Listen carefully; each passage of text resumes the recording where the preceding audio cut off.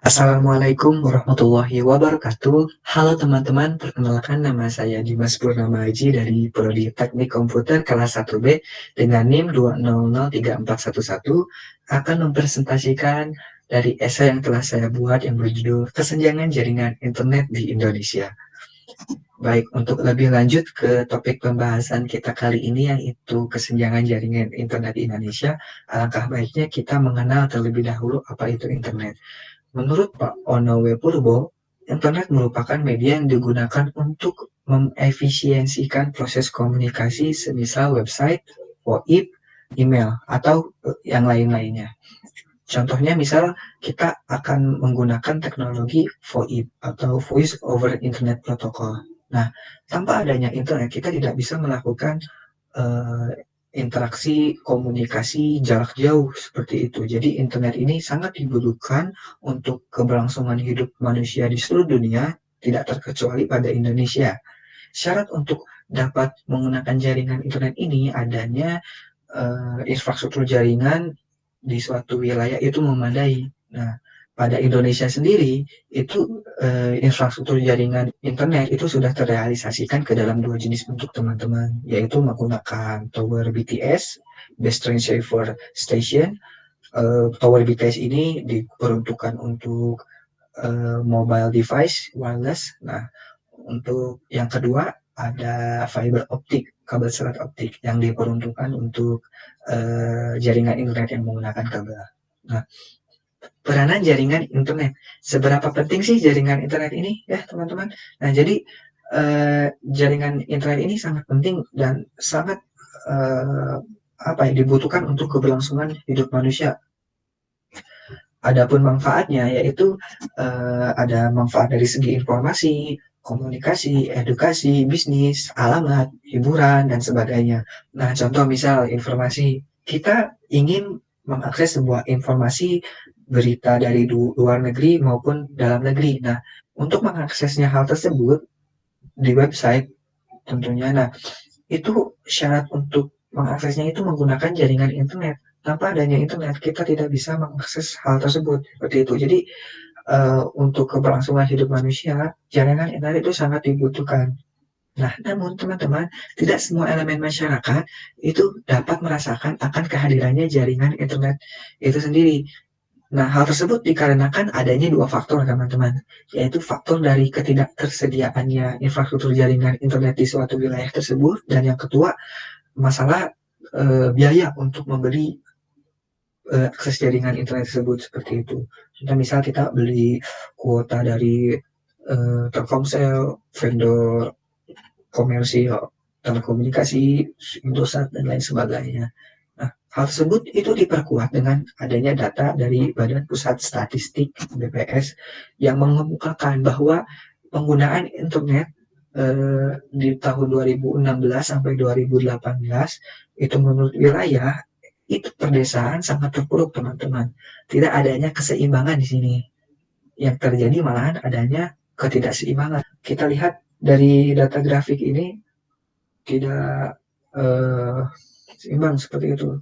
Jadi sangat miris kita melihatnya karena di pedesaan pun semestinya harus terkena jaringan internet tersebut seperti itu karena manfaatnya sangat banyak sekali mulai dari edukasi informasi dan lain sebagainya yang telah saya jelaskan tadi. Nah, itu menurut berdasarkan wilayah. Kalau berdasarkan pulau, nah ini ada dari survei Asosiasi Penyelenggara Jasa Internet Indonesia yaitu APJI mengemukakan bahwa Pulau Jawa dan Pulau Sumatera itu yang paling unggul dibandingkan pulau yang lainnya. Itu ya kita lihat tuh. Ini menunjukkan bahwa adanya ketidakseimbangan teman-teman, terutama di daerah timur dan daerah Kalimantan. Nah, hal tersebut sangat miris teman-teman.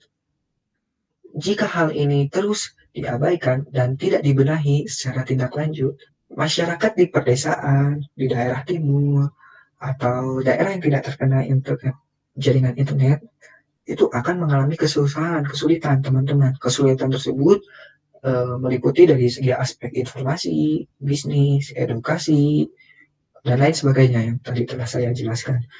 Nah, maka kita harus adanya solusi seperti itu. Nah, pemerintah Indonesia kali ini pada tahun 2020 itu telah merencanakan untuk persiapan meratakan kesenjangan dari jaringan internet tersebut, ya teman-teman.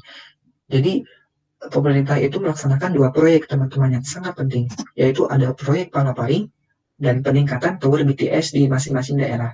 Fungsi tujuan utama dari proyek ini yaitu untuk meratakan kesenjangan jaringan internet di Indonesia untuk daerah-daerah yang belum terkena internet tersebut. Namun, teman-teman perlu diingat bahwa kedua kebijakan pemerintah tersebut tidak gratis, teman-teman. Tidak gratis.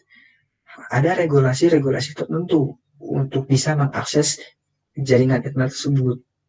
Salah satunya yaitu masalah biaya untuk membeli jaringan internet tersebut. Nah, apabila masyarakat di daerah timur, di daerah Papua itu terlilit akan masalah ekonomi, nah Dimas Purnama Aji menyarankan untuk ke solusi alternatif, teman-teman, yaitu menggunakan teknologi yang bernama OpenBTS. Nah, OpenBTS ini adalah teknologi yang dimana kita memungkinkan membuat seperti tower BTS yang bisa dapat melakukan komunikasi, melakukan internet GPRS, melakukan panggilan telepon, itu secara gratis, tanpa speser pun teman-teman. Di sini kita lihat antusias dari 4 pemuda pada dalam gambar ini memasangkan teknologi yang bernama OpenBTS karena dirasa itu sangat murah dari segi biaya dan tidak ketergantungan dengan komersil vendor seperti Telkomsel dan yang lain sebagainya. Nah, untuk gambar yang di sebelah kanan itu bentuk fisik dari OpenBTS itu sendiri gitu. Kita lihat ini ada dua stick. Nah, itu antenanya ya, teman-teman. Nah, kita juga bisa memodifikasi dengan antena secara terpisah seperti itu. Oke, baik. Apabila teman-teman di sini kesulitan dalam gambaran bagaimana topologi OpenBTS tersebut, nah, lihat saja pada gambar kali ini adalah topologi jaringan internet pada BTS komersil kebanyakan. Sangat kompleks dan sangat memungkinkan kita untuk mempelajarinya. Sedangkan untuk topologi jaringan internet pada OpenBTS itu seperti ini, teman-teman. Sangat simpel sekali. Tidak bercampur tangan dengan device embel-embel yang lainnya. Yang kita butuhkan yang paling penting di sini adalah dari segi hardware-nya. Yang hardware tersebut perawakannya yang gambar kayak ini, dan kita membutuhkan berbagai software penting lainnya seperti Asterix. Nah, Asterix ini apabila teman-teman ingin belajar mengenai lebih lanjut, teman-teman bisa mempelajarinya di Linux Debian Server dulu lanjut. Dan untuk teman-teman yang ingin lebih lanjutnya, jadi Asterix ini adalah sebuah software yang open source diperuntukkan untuk pengaplikasian komunikasi seperti itu. Nah, tetapi teman-teman mirisnya OpenBTS ini ada kelemahannya juga. Tetapi dari sisi perizinannya saja, OpenBTS ini sangat sulit untuk kita implementasikan di negara tercinta kita karena perizinannya seperti apakah legalnya OpenBTS dipasang di daerah tersebut seperti itu. Karena pemerintah mungkin menggait sebuah vendor komersial telekomunikasi seperti Telkomsel, XL, Indosat karena dirasa mungkin apabila OpenBTS ini terrealisasikan ke banyak pemuda-pemudi, banyak digunakan di suatu daerah, maka mungkin XL, Indosat itu kalah saingan. Jadi mungkin perizinannya dipersulit saja. Gitu. Miris bukan teman-teman? Ya, miris. Sama saya juga. Tapi kalau kita mengacu kepada Undang-Undang Telekomunikasi, tepatnya UU 036 tahun 1999, pada pasal 8 ayat 2, tertera jelas teman-teman, yaitu penyelenggaraan telekomunikasi khusus bagaimana dimasukkan dalam pasal 7 ayat 1 huruf C dapat dilakukan oleh perseorangan, teman-teman. Ya, teman-teman penutup. Jadi kebijakan pemerintah yang telah tadi saya sampaikan seperti proyek Palaparing, penambahan tower BTS di titik-titik yang belum terjangkau jaringan internet tersebut, itu diharapkan untuk kesenjangan jaringan internet tersebut sudah merata, sudah merata. Seperti itu. Nah, cepat atau lambat, negara tercinta kita ini, Indonesia, itu akan meratakan jaringan internet. Jadi tidak ada kesenjangan-kesenjangan. Seperti itu. Terima kasih.